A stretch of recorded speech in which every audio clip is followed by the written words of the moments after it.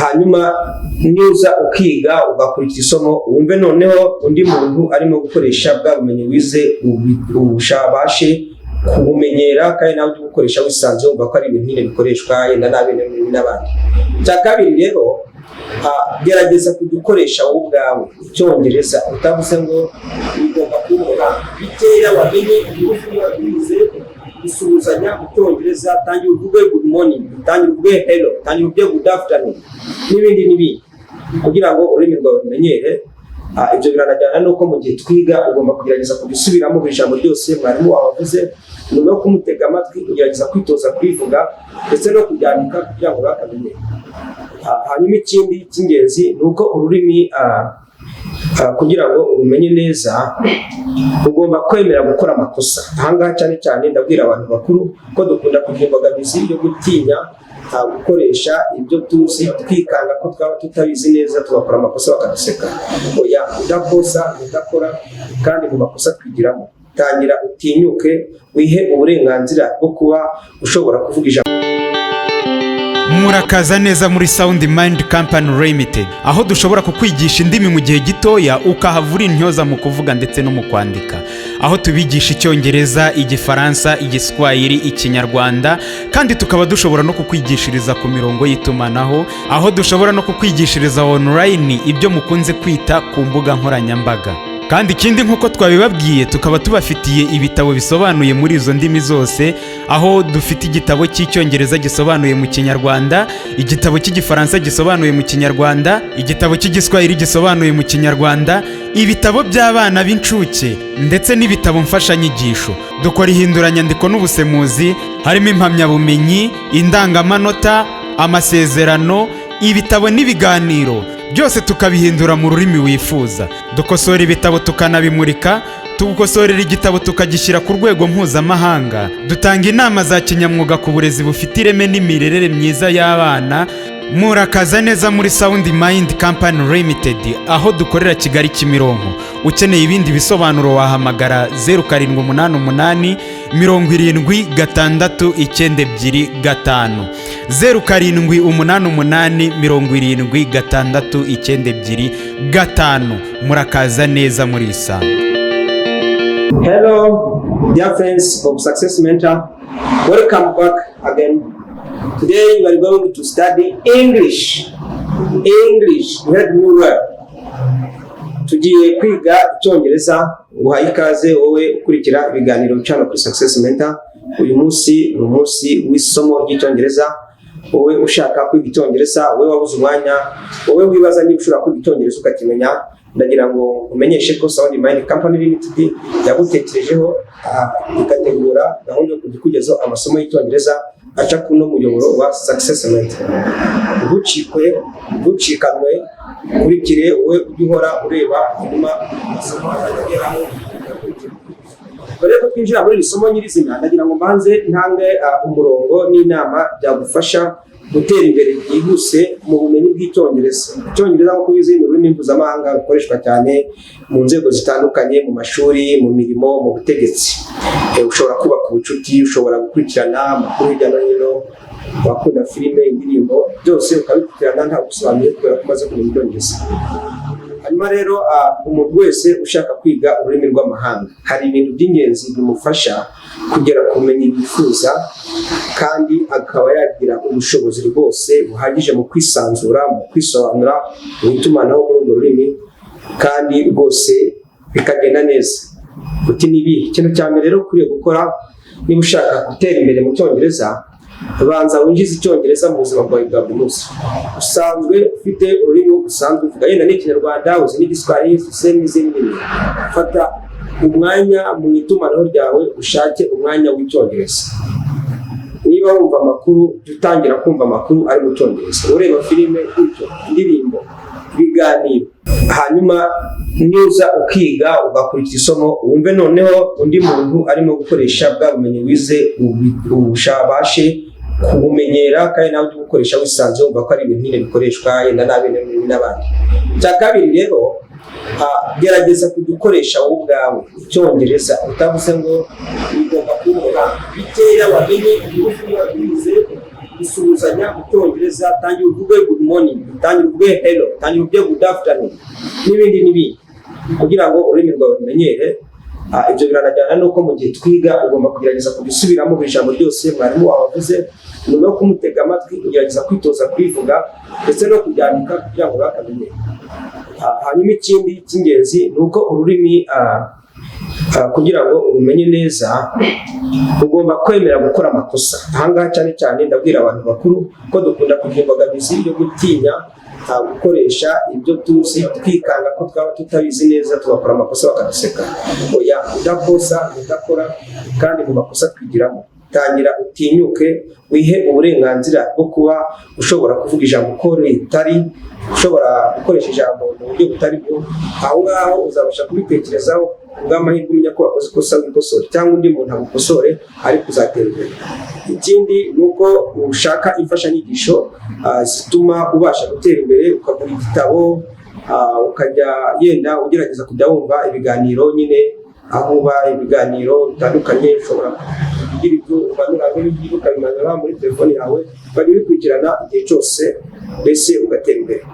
Ndagutiriye rero reka twinjire mu isomo nyirizina, kumenyesha yuko ushaka kwiga amasomo mbonankubone nk'uko bisanzwe mu ishuri, waza Kimironko muri Sound Mind Company Limited, ari nayo itegura bino biganiro bica kuri muyoboro Success Mentor.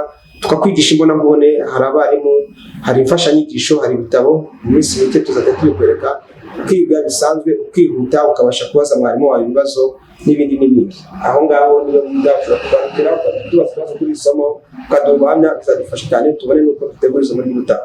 Reka dukurikire isomo ry'uyu munsi, ndizera ko izo nama wazumvise kandi uzazikurikiza.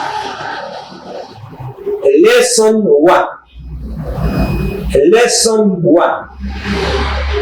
As you can see, 1 is this number. So, greetings. Iyi ni indamutso. Izi ni indamutso. Iyo tuvuze greetings mu cyongereza tuba tuvuze indamutso. Let us see what happens. Good morning.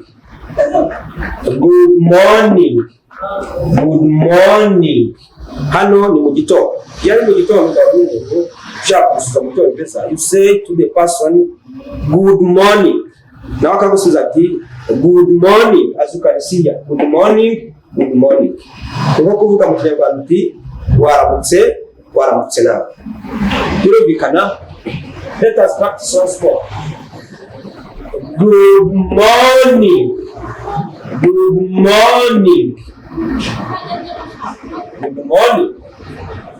The second greeting you can use in English, whether in the morning or any other time, is hello. This is a simple one. Hello.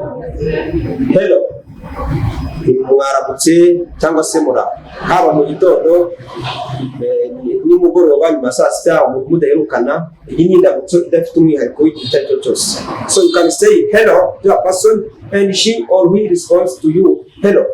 Ati hello, nawe ati hello. Uraho, waramutse. This is a neutral greeting. It doesn't emit from any part of the day or the time. So let's move on. How are you? I am fine. How are you? I am fine. Iyo umuntu avuye ngo how are you or how are you, ndogoza ngo umeze ute? Amakuru. I am fine. Ni sawa. Aho nta kintu kihari uganya, urabona ibintu ari bisanzwe. I'm fine. I am fine. I am good. Nubundi ushaka gusubiza kino kibazo indamutso. I am good, umeze neza. Ukuvuga ngo rwose urumva ibintu ari sawa. So let's move on. How about you? Tiwose imeze biti. Amakuru ni meza. Ayawe. How about you? Nuvuga ngo ayawe. I too am good. Nanjye ni meza. Or I too am fine. nanjye nta kibazo. So you got it. What do we say? No, very simple. Very simple. So the other way you can greet, this is general. You can say, how is it? How is it? Uti bimeze bite? Bite. It is good, or it is well, or it is okay. So when someone says to you, how is it? Mostly for the person who is very familiar to you, like a friend, like a sibling, this is not very formal. You answer, it is good. Nuko kubaza ngo bimeze bite, cyangwa se bite ku muntu mumenyeranye, inshuti, umuvandimwe, hatajemo umwihariko yenda w'iki nyabufura mu rwego rw'akazi, mu butegetsi, mbese n'isubizo isanzwe ku muntu bisanzweho. When you say it is good, bimeze neza, cyangwa se ni sawa. It is well. Well ni kuvuga ngo neza, well, neza. Oh, it is okay. It is okay, nta kibazo. So, you have understood. Again, you can say, apart from this, you can also say, once more,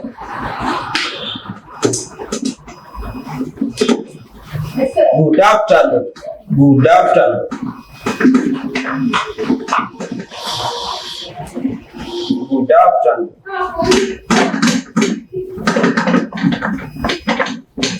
Good afternoon. During the day, in the evening, in the afternoon, you say good afternoon. You don't say good morning. So let me write it and show you how.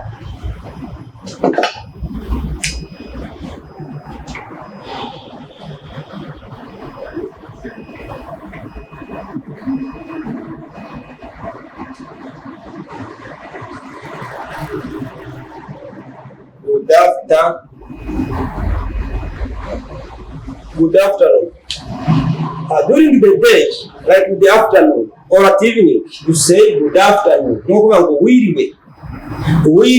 In English, you say good afternoon. Good afternoon. The answer will be good afternoon. Wiriwe neza. That's it. So let us practice all 6 greetings that we have just seen in English as the basics of English skills in application. So in the morning you say good morning. Can you answer me? Say good morning. Good morning. Good morning. How are you? How are you? I am fine. I am fine. Oh, I am good. How about you? How about you? I too, I am fine. I too, I am fine. Oh, I too, I am good. All right. Oh, how is it? How is it? It is good. It is good or it is well. When something goes wrong, you can't say it is good or it's well. Oh, you say it is bad. You have it again. Don't say it is good. Rather, you say it is bad. See? The last, hello. Hello. No, not the last. The other one. Hello. The last one. Hello. Hello. Hello. Hello. Hello. Hello. That's it. So in the afternoon, you say good afternoon. Good afternoon. So I hope you have followed these 6 greetings we have just seen in this lesson. This was the section H, the side of the greetings. Let us go to the section B, where we are going to look at how you can say goodbye. When you meet a person, you talk, you discuss, you greet, you discuss converse, but there is a time when you separate from that person. That's the way you say goodbye. Goodbye.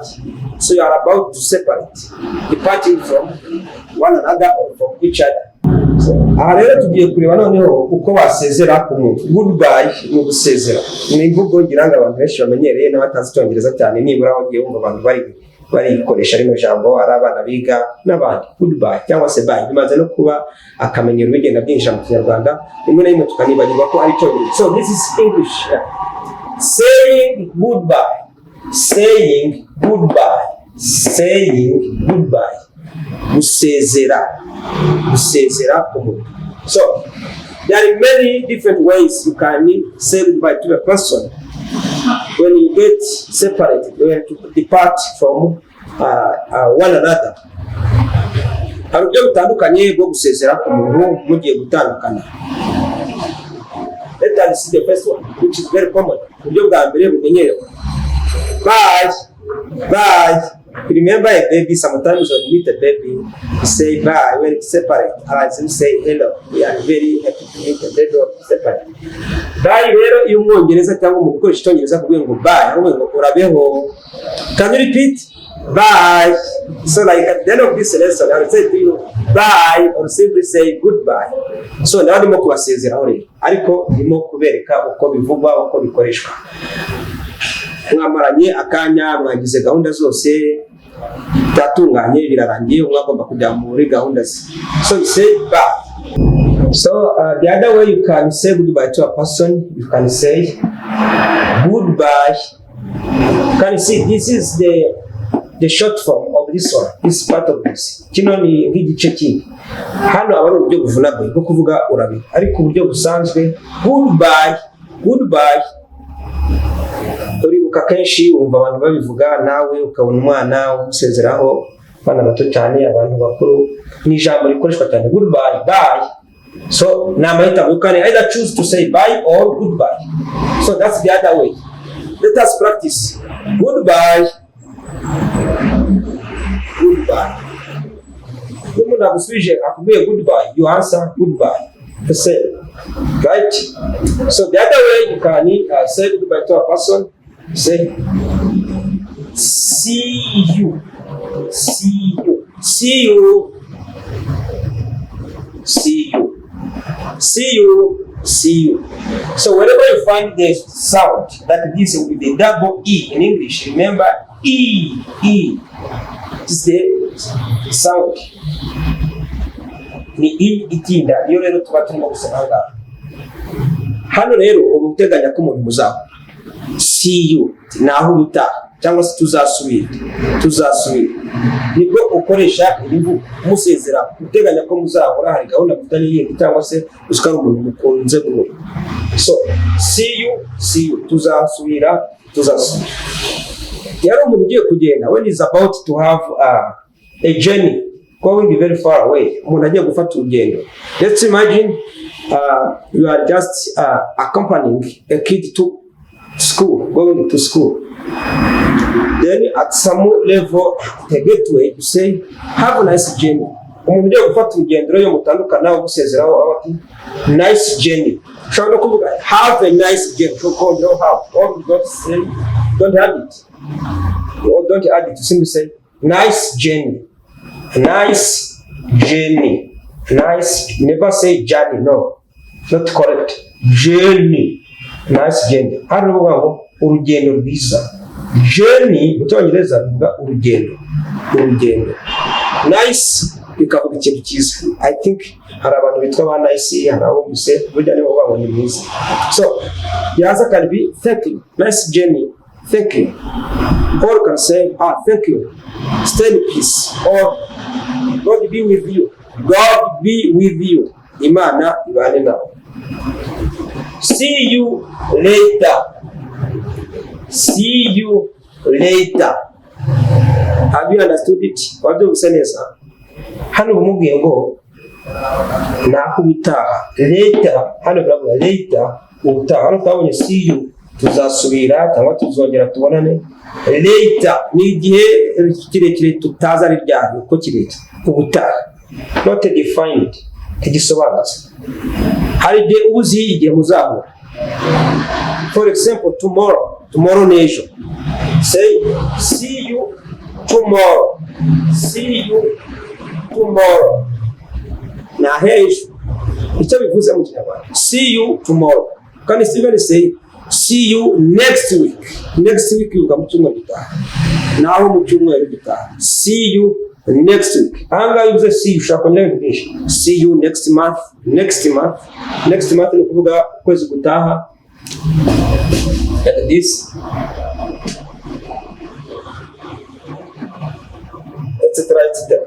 So thank you very much. This is what we have prepared for today. We have been discussing or learning English the first lesson, which is greetings and saying goodbye. In the beginning, you have identified at least 6 ways of greeting people. There is good morning, there is hello, good afternoon, how are you, how is it, how about you, etc. And you have known, you have seen how to respond to each and every single greetings. Twabonye uburyo butandukanye bwo gusuzana mu Cyongereza. Good morning bivuga mwaramutse, hello uraho, good afternoon mwiriwe, how is it bimeze bite, how about you, wowe amakuru yawe, n'uburyo butandukanye bwo gusubiza.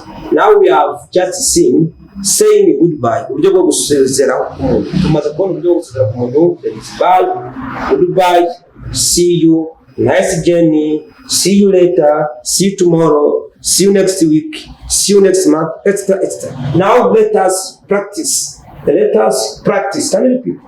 Practice. Practice. Itoze. To practice no kwitoza ibintu kugira ngo ubifate neza bikujyemo. Ni umwitozo. So, here is the question. Answer, which means subiza.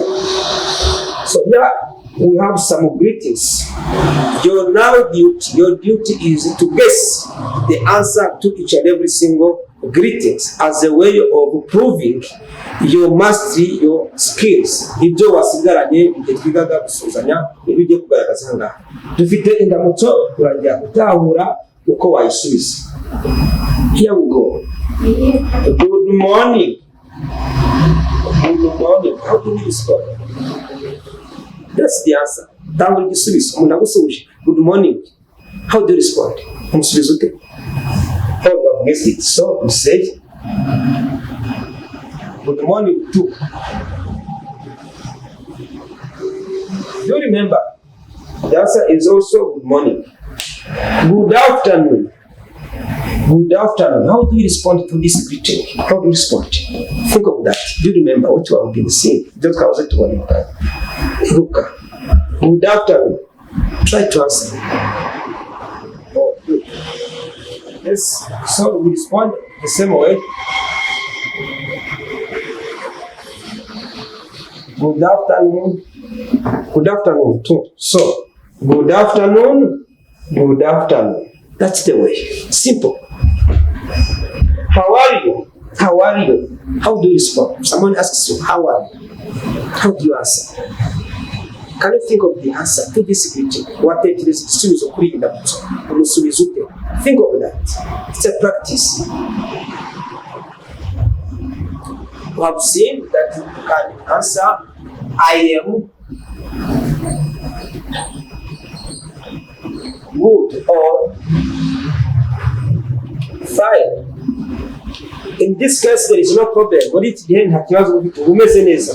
How are you? Amakuru ni meza, ni sawa. Hello. How do you respond to this greeting? Hello. Can you guess watahura igisubizo? Can you guess?